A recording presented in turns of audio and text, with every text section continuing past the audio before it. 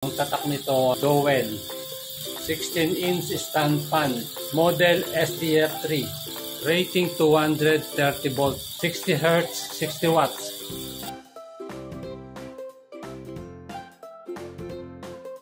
I-test na natin mga boss.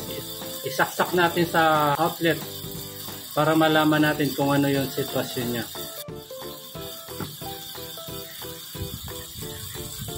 Subukan natin sa number 1. Yun. Off. Number 2. Off. Malamang ito ay tuyo na yung kanyang langis. Kaya kailangan lang natin tong langisan. Tingnan mo, hirap yung ikot niya, oh. Hindi siya makaikot. Okay.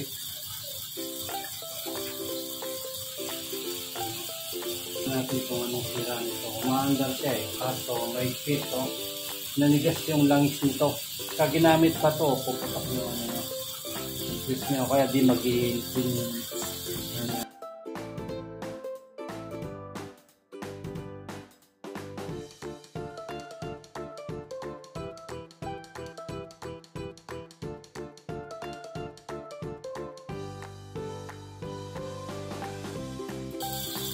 ay babalik din natin. Capacitor 1.5 microfarad, 400 volt AC. Kailangan natin tanggalin itong gear box niya para sure na malinis natin yung shafting niya at saka yung bushing niya. Kailangan natin ibalik yung mga tornilyo baka kasi mawala pa. Dahan-dahan sa pagtanggal ng mga screws at baka dumaplis eh, matamaan yung magnetic wire niya, yung tanso niya. Ayan, screw. Wala na yan, mapalit na yung ano niya, yung motor, palit motor na. Kailangan ingat-ingat din tayo pagbaklas ng motor.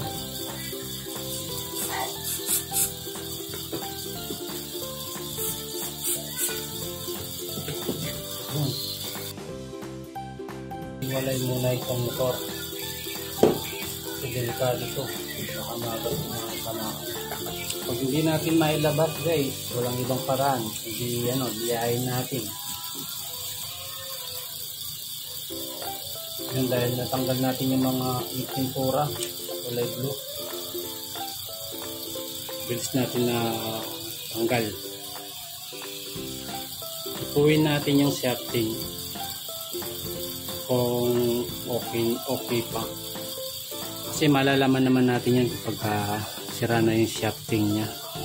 Meron siyang kanal dito, meron siyang parang bumubukol dito. Pero ito okay naman siya.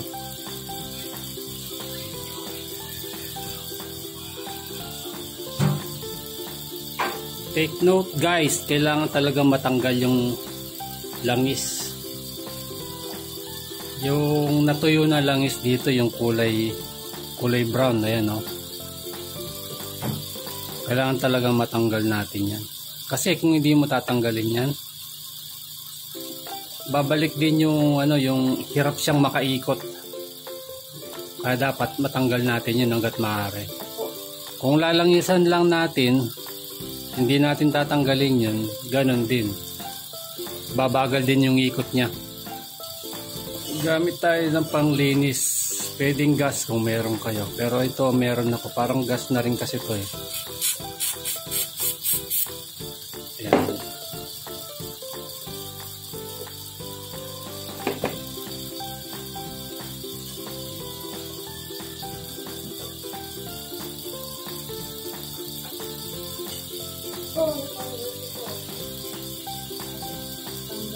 Ayan.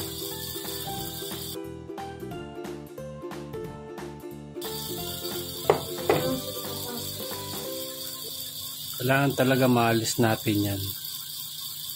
Yan yung nagpapahirap sa pag-ikot niya.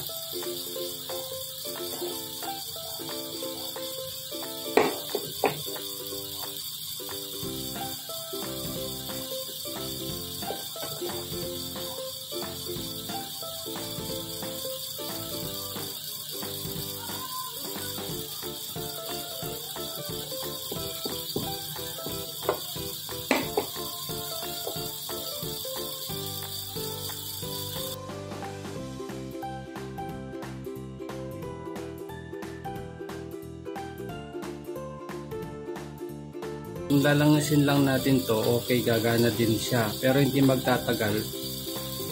Mag-ano na naman siya, hirap na naman siya sa pag-ikot. Kasi nga mayroong langis na hindi natanggal, natuyo na langis.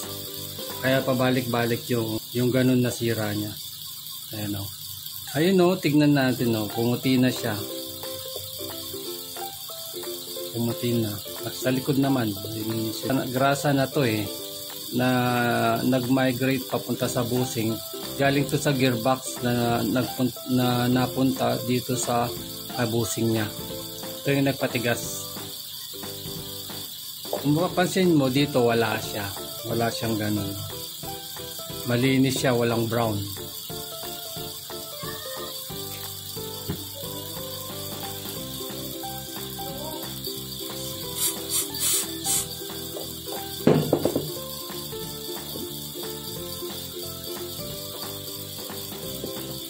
Ito, pangalawang ano ko na to.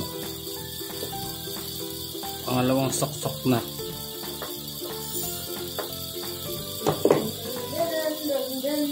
Yan, halos malinis na siya. Yan o. Halos malinis na. Puso ka na dito? Dito naman tayo sa kabila. Sa front niya. Na busing ang lilinisin natin. Ito mukhang malinis naman to kasi wala siyang kulay brown. So bisikan natin ng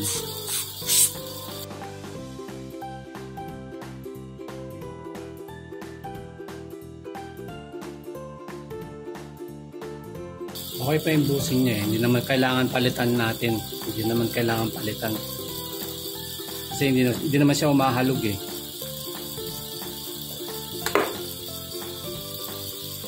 Pero siyempre kailangan din naman nating linisin itong shafting kasi ano rin yan.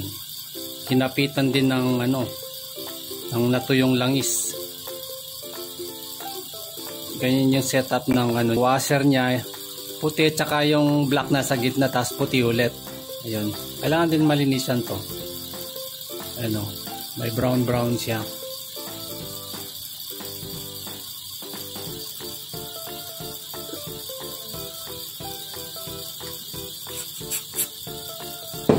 Tapos lang. Ayan, malinis na yan.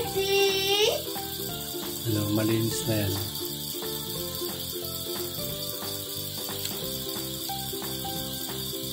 Tintab na, di ba? Tintab na.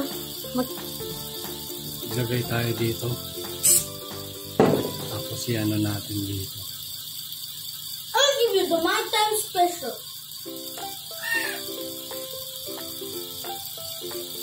Yan.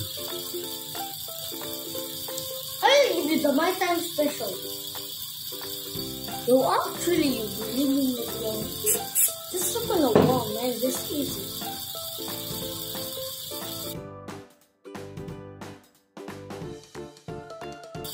Ayan, balik na natin to. Kasi sure na tayo na malinis na siya. Puti muna tapos yung black tapos puti ulit na washer. Ayan. Dito sa harapan lang siya, isa lang yung washer niya, yung yung black.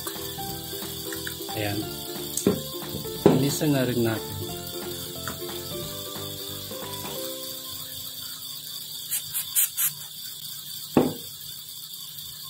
Ano pa siya? Sino mo po pa siya sobra? Papa. No. Wait lang. Alas mo dyan yan, tutulong dyan yan. Yan o. Kasi balik na natin siya dito. Pero bago natin ibalik, linisan natin. Linisan natin yan.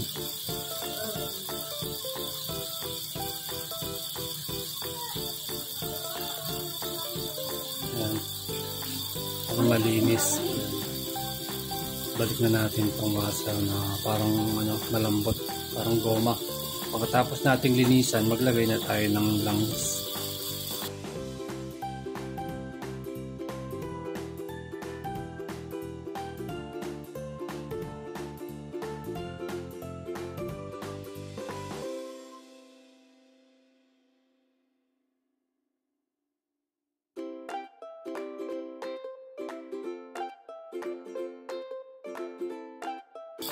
Kaya kailangan na nating ibalik.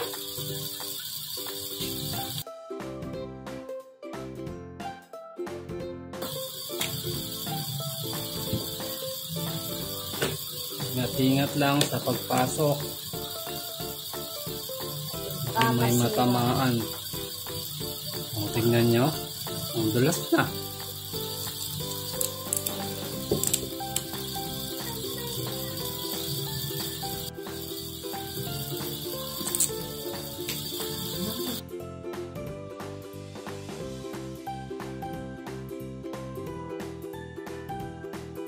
Higpitan nating mabuti para hindi lumuwag.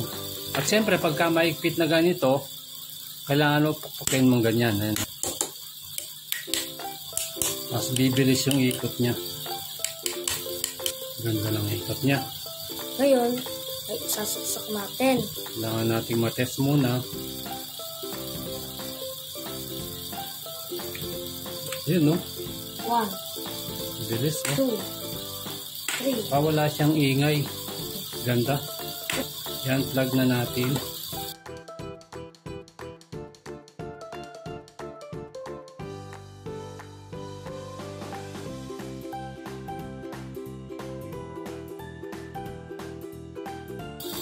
May kabit itong kanyang capacitor.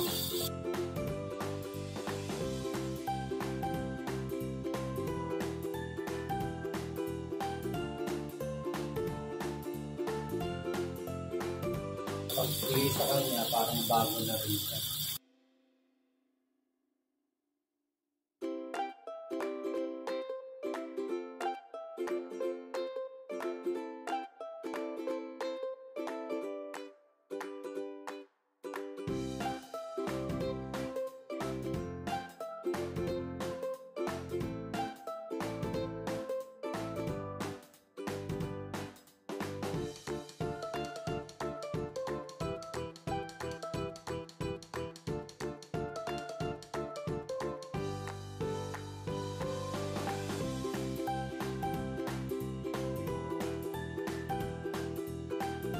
Okay.